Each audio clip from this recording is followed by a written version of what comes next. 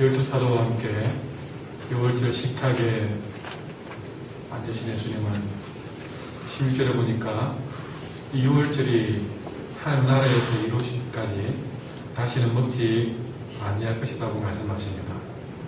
그러니까 오늘 이 만찬은 예수님이 지상에서 제자들과 갖는 이별의 식사, 이별의 식사라는 의미가 있고, 또 하나의 의미는 뭐냐면, 자, 다시 해보십시오. 이 6월절이 하나님 나라에서 이루기까지 다시는 먹지 않겠다. 그러니까 하나님 나라에서 이루어질 완전히 새로운 만찬에 대해서 약속을 하고 있는 것입니다. 우리가 보통 이것이 최후의 만찬이라고 해서 이별의 식사라는 의미를 우리는 주로 가지고 있지만 그것만이 아니라는 사실을 이 새벽에 강조한 것입니다. 그러니까 하나님 나라에서 우리가 하나님 앞에서 우리가 완전히 이루어질 새로운 만찬이 우리에게 기다려져 있는데 그 약속이 오늘 본문에 있다는 것이죠. 그러니까 구약의 6월절 식사, 이 식사는 구약의 출애굽 때부터 해서 지금도 6월절이 지금 이렇게 지켜져 가고 있는데, 이것은 6월절날 어린 양의 피가 무설주에 발림으로써 그 무설주에 피가 발린 집에는 재앙이 임하지 않았습니다. 그러니까 그들이 다 죽어나가는 그 상황에서 그 피가 무설주의 피, 6월절 어린 양의 피가 묻은 그 집만은 그 모든 것들이 그 어린 양의 희생을 통해서 구원을 받는, 이것이 이스라엘 백성들에게 주어진 약속이었습니다. 그래서 6월절 식사를 먹으면서 그들은 그냥 막 명제시킨 것이 아니라 그렇게 그들을 죄를 속해주시고 죽음부터 건져주신 그 6월절 피 희생양에 대한 그것을 기억을 하면서 먹었단 말이죠. 그러니까 그들이 6월절 식사는 속죄 희생양의 그런 의미를 기억하면서 식사를 했다면, 신약의 6월절 식사는 그렇게 속죄함을 받은 사람들이 이제는 한 단계 더 넘어서서 영원토록 하나님과 갖게 되는 친밀한 교제의 식사, 이제는 하나님과 더불어 먹는 속죄를 넘어서서 구원을 넘어서서 하나님과 더불어 이제 마주대하면서 친밀하게 교제를 나누는 식탁, 이것을 주님의 오늘 16절 말씀에서 약속을 주고 있다는 것이죠. 이에 대한 보충적인 설명이 요한계시록 3장 20절에 나오는데, 볼지어다 내가 문 밖에서 두드리노니 누구든지 내 음성을 듣고 문을 열면, 자, 음성을 듣고 문을 열면 이것이 속죄함을 받은 것입니다. 그렇게 속죄함을 받은 사람들이 어떻게 됩니까? 내가 그에게로 들어가 그와 더불어 먹고 그는 나와 더불어 먹으리라. 이건 최고의 약속입니다. 여러분, 식탁의 교제가 가장 친밀한 교제입니다. 아무나 대놓고 식탁에서 밥을 나누지 않습니다. 서로 친밀한 교제. 그래서 식구라고, 여러분 또 친구라고 하는데, 이런 모든 부분들이 먹는 것과 관련되어 있습니다. 그러니 우리의 최고의 영광과 약속은 하나님과 갖게 되는 친밀한 식탁 교제입니다. 이것을 오늘 약속을 주고 있는 것입니다. 우리는 항상 이렇게 주님과 더불어 그가 나와 더불어 먹고 마시는 함께 친밀한 식탁 교제를 나누는 이 꿈을 항상 가져야 될 줄 믿습니다. 어쩌면 매일마다 먹는, 끼니마다 먹는 식사를 하면서도 여러분 감사기도 드릴 때에 하나님, 우리가 지금 이 시점에는 이렇게 이런 식탁을 나누지만 주님과 함께 나눌 식탁을 생각하니 너무나 기대가 되고 감사가 됩니다. 하는 감사도 항상 깃들여 있기를 소망합니다. 이렇게 6월절 식사가 시작이 되니까 예수님은 제자들에게 떡과 잔을 나눠주면서 그 당신의 몸과 피로 체결되는 새 언약을 세웠습니다. 여러분, 우리가 그래서 성찬식을 하는데, 여러분, 주님의 약속은, 그래서 이것을 기념하라, 기억하라 그랬는데, 이거 뭡니까? 뜻과 잔을 통해서, 이거는 내 몸과 피를 가지고 체결하는 것입니다. 뭔가를 체결할 때에, 때로는 정표를 나눠주는데요. 몸과 피로 나누는 정표만큼, 체결하는 만큼 확실한 체결이 어딜까요? 그래서 오늘 본문에는 이 잔과 떡을 나누면서 약속을 하고 있습니다. 그리고 새로운 관계를, 언약을 체결하고 있습니다. 여러분, 옛 언약은 구약부터 하나님이 모든 사람과 이스라엘 백성에게 준 이 옛날 언약은 하나님이 주신 율법을 가지고, 율법에 대한 준수를 가지고 지켜져 왔습니다. 그것도 굉장한 것이었습니다. 근데 율법으로, 법으로 채운 언약은요, 하나님은 그 율법의 신실함을 지켰습니다. 자, 서로 언약을 지켜놓고 이것을 신명기에 이 말씀을 지키는 자에게는 하나님 축복하고, 이 말씀을 지키지 않으면 저주하겠다 했습니다. 그런데 하나님은 그 율법을 통해서 이 말씀을 지키는 자, 이것이 옛 언약인데, 율법을 주면서 하나님은 이 옛 언약을 철저히 지켰습니다. 메시아를 보내고 말씀을 지킨 자에게 축복하시면서 율법에 신실했습니다. 그러나 인간은 신실하지 못했습니다. 그러니까 하나님과 맺은 옛 언약은 사람이 신실하지 못해서 율법을 저버림으로써 깨뜨려버렸습니다. 그러니 옛 언약은 깨어지고, 이 언약을 깼기 때문에 여러분, 약속을 깨면 어떻게 됩니까? 바로 그 약속을 깬 것에 대한 벌이 들어옵니다. 그러니 이 옛 언약을 깨므로 인해서 하나님은 우리에게 심판자가 되십니다. 그 율법을 우리가 지킬 때는요, 항상 우리는 죄인입니다. 왜? 그 법을 못 지키기 때문에. 항상 우리는 그 율법 앞에 서면, 언약 앞에 서면 우리는 죄인이고 하나님은 심판자로서 율법은 항상 우리에게 두려움을 줄 수밖에 없습니다. 그러나 지금 우리 주님이 자기의 살과 피를 통해 체결하신 새로운 언약은 어떤 것입니까? 율법 준수를 해야 되느냐 마느냐로 지키는 것이 아니라, 그야말로 자신의 살과 피를 통해서 준 언약은 은혜로 지켜지는 것입니다. 옛 언약은 십계명을 지키느냐 마느냐 이걸로 위해서 우리에게는 정말 우리를 죄로 만드는 그런 언약이었지만, 이제 주님과 더불어 세워지는, 살과 피를 통해 채워지는 이 새 언약은 그야말로 100% 은혜로 유지되는 것이고 지켜지는 것이기 때문에 어떤 것이 있느냐? 다시는 깨어질 수가 없는 은혜입니다.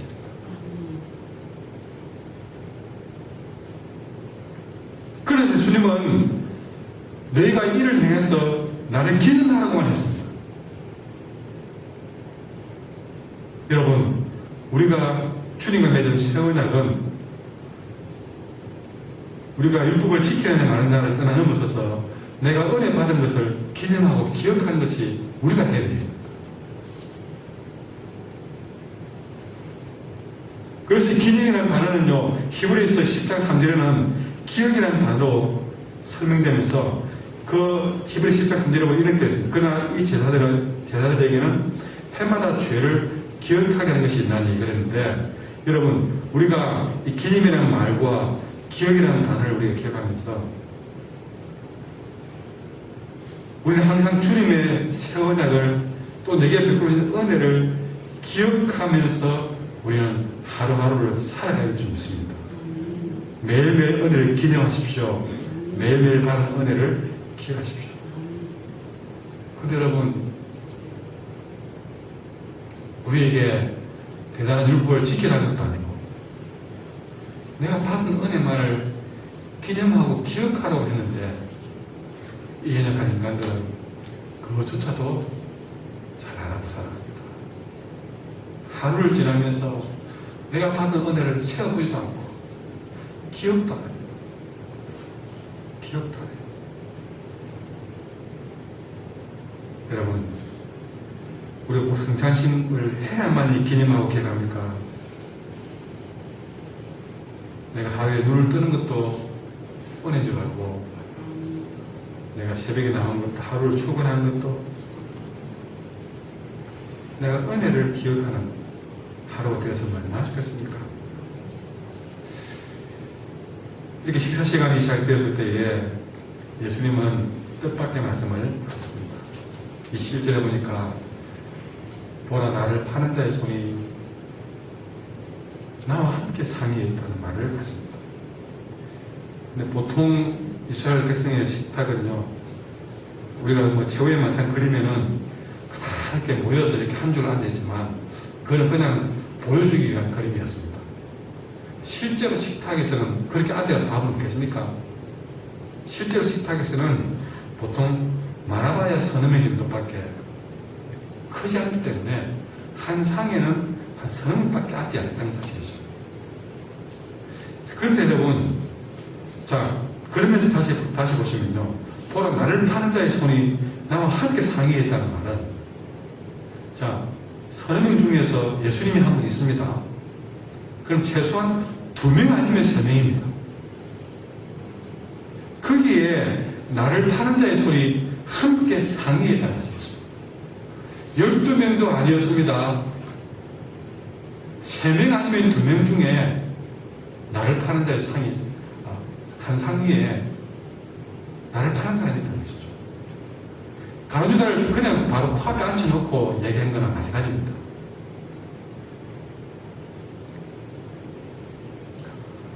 이렇게 말씀하신 것은 그야말로 주님을 팔아놓고 온 은30을 주머니에 쥐고 앉아있는 가룟유다는 무엇일까요?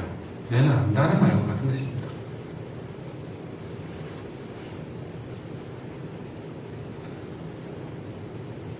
그럼 우리는 어떻게 해야 되겠습니까?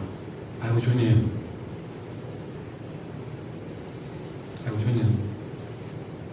제가 생각이 없었습니다. 잘못했다든지. 여러분, 주님은 진심으로 회개하고 돌이키라는 마지막 호소를 그에게 하고 있었던 것이죠. 또한 최후의 경고였습니다.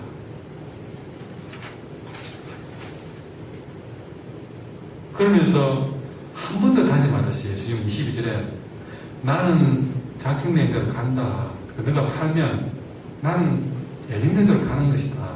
그러나 그를 파는 그 사람에게는 화가 있다. 그럼 깜짝 놀라죠. 화가 있다. 자기가 작정된 대로 가면서 십자가에서 고통을 받는 고통보다 또 내가 아끼는 제자로부터 버림을 받는 배신감보다 이 배신과 십자가의 고통보다 결국은 예수님을 판, 구원자를 판, 스승을 판 이 가룟유다의 영혼이 파멸로 향하는 그 파멸이 배신과 십자가의 고통보다 더 아프다는 것을 나는 그때라도 그 사람에게 화가 있다는 이 말 속에 안타까운 마음이 십자가의 고통보다 더 아파하는 그 마음이 이렇게 다 드러난 것이죠. 너무 아프다는 말로 그에게 회개를 촉구하고 있습니다.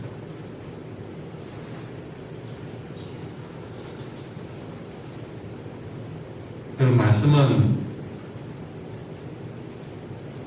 항상 우리에게 이렇습니다. 말씀은 우리가 적용할 때 뭐라 했습니까? 내 적용을 해라. 한 상에 앉아서 주님이 내게 바로 말하듯이 받아야 된다. 무슨 3, 40명이 모여서 떼거리를 앉아서 밥 먹는 자리에서 했던 말도 아니고 그 코앞에 앉혀놓고 했다는 말은 내게 하는 말씀이다. 그런데 이 가룟유다는 그렇게 대놓고 얘기해도 자기에게 해당 안 되는 것처럼 모른 척하고 자기의 죄를 그렇게 지적하고 기회를 주고 아프다고 말을 마음까지 드러내도 끝까지 나는 아닌 것처럼 웅거리고 고개를 휘저으며 아닌 척하고 있다는 사실이죠.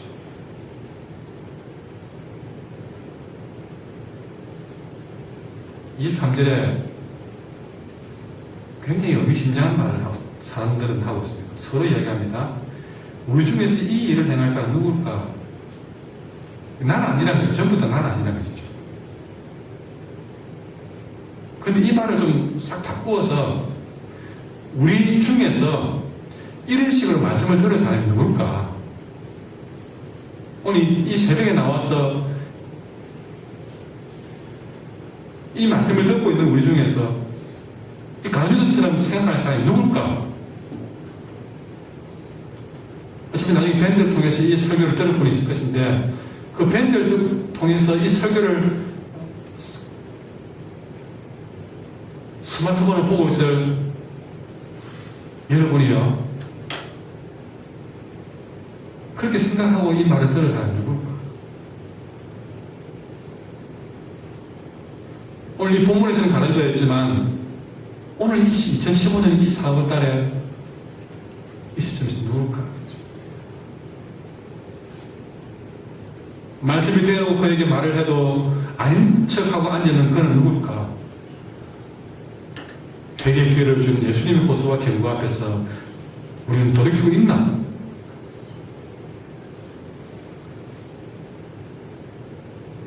끝까지 그가 아닌 것으로 생각하고 돌이키지 않는 그에게는 죄송하지만 두렵지만 안타깝지만 화가 있을 것이라는 말을 내사 얻어서는 안 될 것입니다.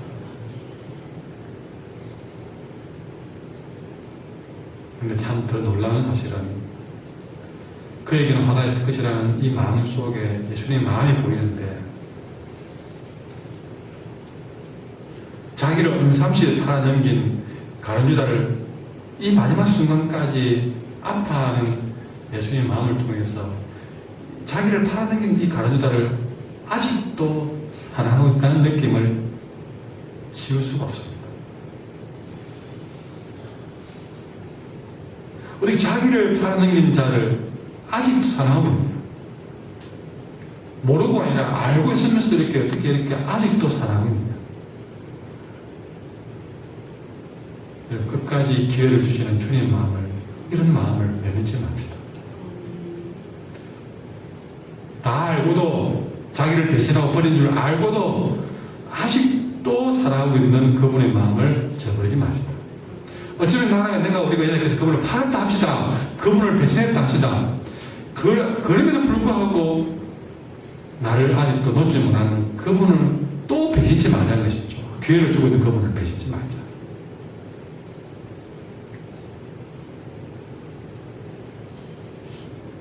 기도하겠습니다.